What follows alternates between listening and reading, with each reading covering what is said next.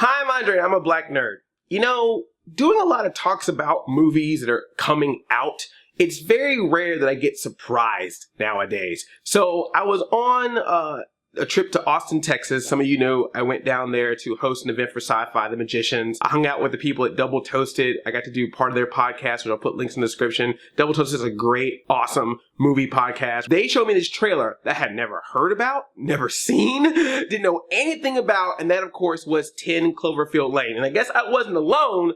A lot of people didn't know about this. It just popped up out of nowhere. I don't know anything about this movie, and this is not any endorsement or telling of what I think of how the movie is going to be, but I have to say this is some of the best marketing I have seen from a movie in a very long time. I mean, this is super impressive, and I'm going to break down why, but I was totally amazed by this. First off, just the fact that it came out of nowhere. If anyone knew about this thing and had made news about it before, I must have just missed it because I had no clue about this movie. I didn't know it was coming out. I didn't know when they expected that it was even being made.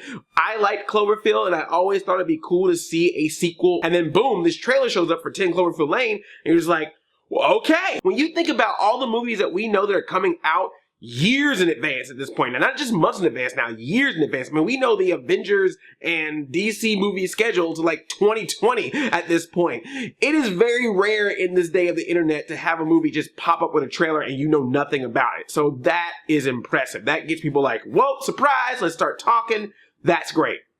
Then the icing on the cake. Not only does this trailer come out unexpected, but it comes out in January for a movie in March. It's coming out March 11th, 2016. When I first saw this trailer, I was watching this trailer with Double Toasted, I was like, okay, this movie's coming out in 2017 or in the summer at least, you know, or next year. And it's just like, no, 2 months. You're just like, wait, what? So you had a trailer that no one knew about, and then it's coming out in a couple of months? That is insane. That is amazing and insane. And what did you do with this footage? I really have a theory, because it's produced by J.J. Abrams. I just have a theory that he must have stuck this footage in with Star Wars: The Force Awakens, because that stuff was tightly guarded. I feel like he stuck 10 Cloverfield Lane in that footage. And he's like, all right, now that Star Wars is out, but dust off this 10 Cloverfield Lane, throw it on the internet. Surprise! Abrams, you done it again. And then let's just talk about the trailer itself. So the trailer, you got these people in a bunker. It's John Goodman, it's Mary Elizabeth Winstead, and they're just hanging out in the bunker. They're listening to music, playing games. Mary Elizabeth Winstead has no shoes on, barefoot. That's cool. And then something's rumbling outside. We don't know what. And then all of a sudden, Mary Elizabeth Winstead hits John Goodman in the face with a beer bottle for some reason. We don't know. He's also got this weird thing where he's moving his hands and he like slams his hands on the table like he's upset, but we don't know if he's upset at them or is something making him upset. I don't know. Then there's this canister of radioactive something. Looks like, is it mutagen? Is this part of the Turtles movie? And then she's trying to run out of the bunker and John Goodman's like, no, don't go. You're gonna do us all. We're gonna die. Don't leave. And she's looking outside the window. And then that's it. And then the Cloverfield name comes up, and you're just like, wait, what? And then 10 Cloverfield Lane. You're just like, what is this? I think we're alone now. I'm alone now, because I don't know what's going on. It shows you these elements. It kind of gives you a sense of what's going on, but at the same time, it doesn't tell you a lot of stuff, so you don't know what's going on, and you watch this scene, and you're just like, wait, is this the whole movie? Like, when she runs upstairs and sees what's outside, is that like the very end? Is like the reveal of this entire thing, so most of it's going to take place in the bunker? Or is this the opening scene, and there's more to go out there? Now, you know, there's some research going around and showing that this is a low-budget film. It doesn't cost a whole lot. So you can probably kind of expect that a good majority of it, if not all of it, is probably going to take place in this bunker. What is this movie in relationship to Cloverfield? Is it a sequel? Is it happening at the same time? Is it an anthology series? That movie ended with the monster still around. So we don't know what happened after that. Could it still be around? Could there be effects from what happened with that now are in this movie some way? Or does it not even relate at all? Is it completely two separate stories that aren't even connected? Because if you think about it, Cloverfield didn't really have any relationship at all to the story. It was just the name of it. It was a sort of a working title, or just a code name that they gave for the movie. A lot of people think it may not even be a true sequel to Cloverfield. They think it may be an anthology movie series, like the Cloverfield name could be related to a number of different anthology types of films. To add to that, if you look at the poster, it has the tagline, "Monsters come in many forms." I'm looking at it right now on my computer. Monsters come in many forms. So that could mean like, well, maybe this isn't about the Cloverfield monster per se, or that could be a thing in relationship to maybe something that happened with Cloverfield. I don't know, but that is what is awesome about this. From a very ambiguous trailer, from a trailer that we know was coming out, and from it not really saying per se if it's a sequel or if it's just this other movie that happens to have the same name. This is amazing marketing. Now everyone is going to be going crazy between now and March trying to figure out what the heck is this and prying and looking at clues and watching the trailer multiple times. And I'm sure they're going to be silly and put some stuff on the internet and play around with us.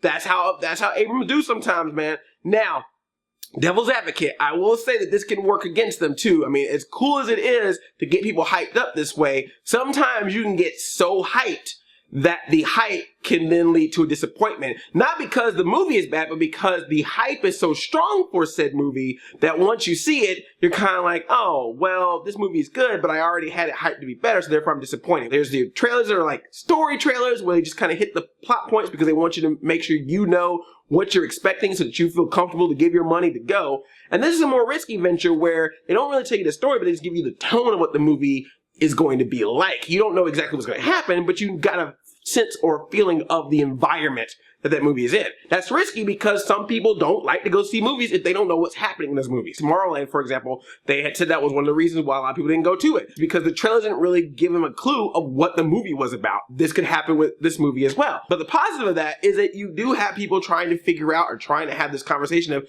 what they expect, what they interpret from the trailer, and what it does is just create some mystery. And I just love that because you just don't get that much nowadays. I mean, we are so, particularly with the blogs and the websites and even YouTube channels like myself, we are just so about what's every single piece of information we can get so we can be at the first one to put it out there. That's our whole thing, is like, we gotta be the first person to give you news because that leads to views, that leads to clicks, that leads to getting some kind of recognition. And so that's a large part of what's happening right now with entertainment. And I get it, but sometimes it's kind of a bummer when you just can't go to a movie because for the months prior to that movie, you've gotten so much information just blogged out.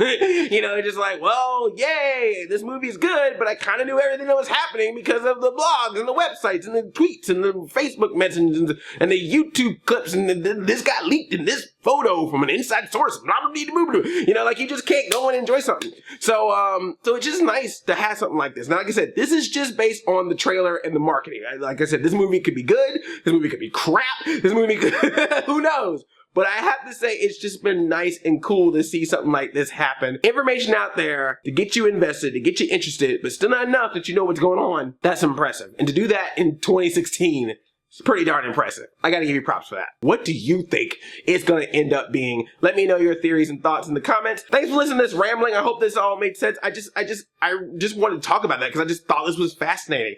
And please check out the Double Toasted YouTube channel. Those are really good friends of mine, and it was so fun to be on their podcast. Like I said, I'll have links in the description of the audio podcast, the full podcast I was on with them, as well as video clips that they put on the YouTube channel. I talked about this because some of you asked me to talk about it. So please, please, please, always leave comments to let me know if there's something out there in the geek, nerd, dork space that you want me to talk about. Let me know, and who knows, I may do it just because of what you suggested. I love it like a play cousin. I'm Audi 5000. Chain chomp. Yo.